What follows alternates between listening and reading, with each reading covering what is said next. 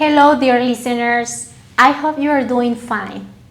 Welcome to another exciting episode of our podcast, Real Estate and Business in Mexico. Today, we are going to explore this beautiful subject regarding the investment, foreign investment in Mexico. In this podcast, I explore the trends, challenge and opportunities in the real estate and business market in our country.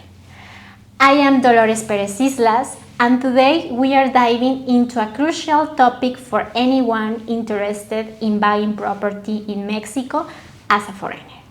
If it is your first time acquiring property in Mexico, whether to live or invest, you should know what Article 27 of the Mexican Constitution is about.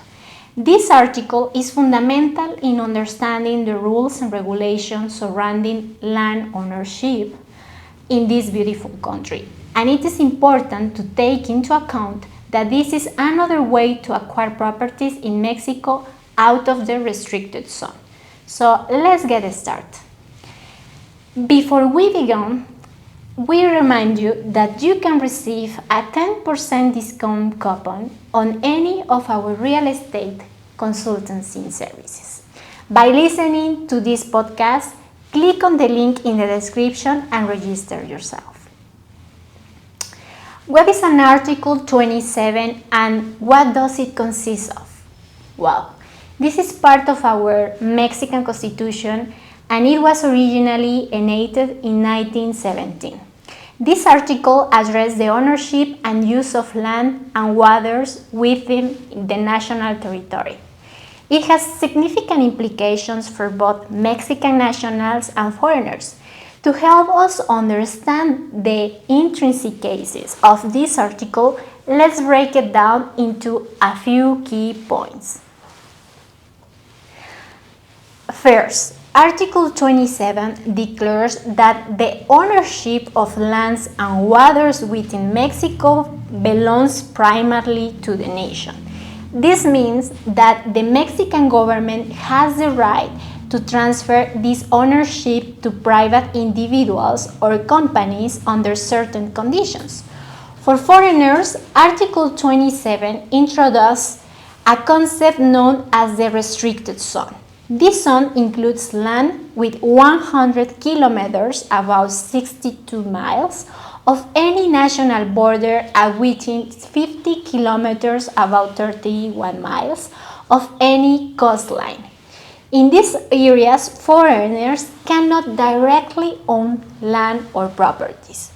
Although Section 1 of this aforementioned article grants that right to acquire the domination of land or properties and water only could be by Mexican individuals and companies.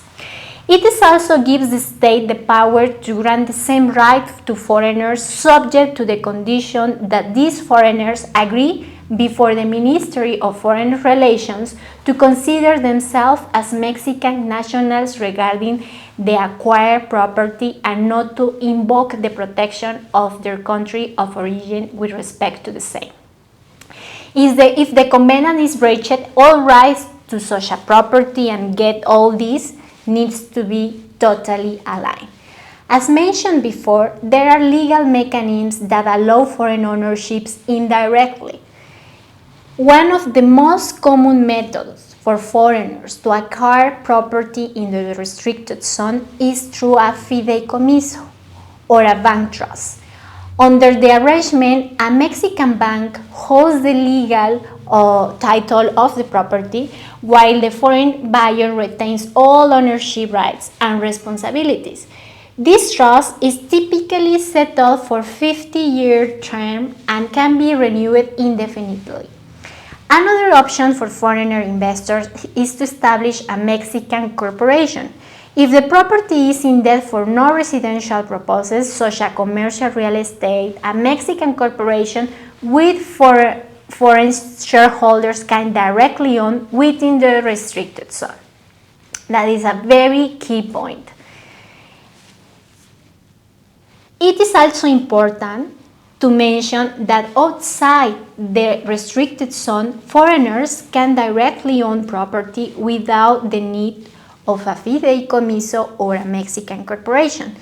This makes areas like Mexico City, Guadalajara City, Monterrey City, and many other regions that are also very attractive for foreign investors. Now, you may wonder why these restrictions exist. The primary reason is historical.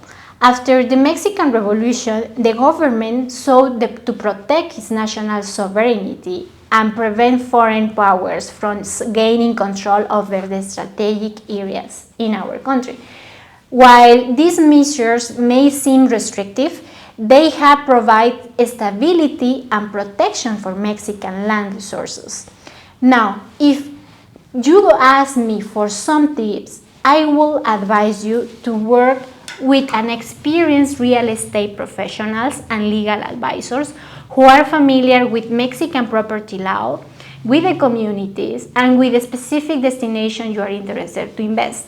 It is crucial to conduct through due diligence and understand all the legal requirements before making a purchase. This will help ensure a smooth and successful transaction. At Sin Mexico, we offer all those services, so don't hesitate to contact us. We'll be glad to help you. That wraps us today, this episode with an Article 27 of the Mexican Constitution. I hope this has been informative and helpful for those of you looking to invest in Mexican real estate. Thank you very much for joining me in this episode of Real Estate and Business in Mexico.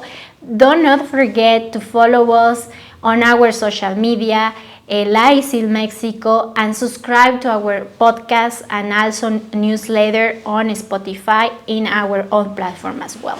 Also, if you want to follow me in my social media on Instagram and Facebook, or email me at dolores@silmexico.com. Thank you very much to listening this podcast, and see you next time.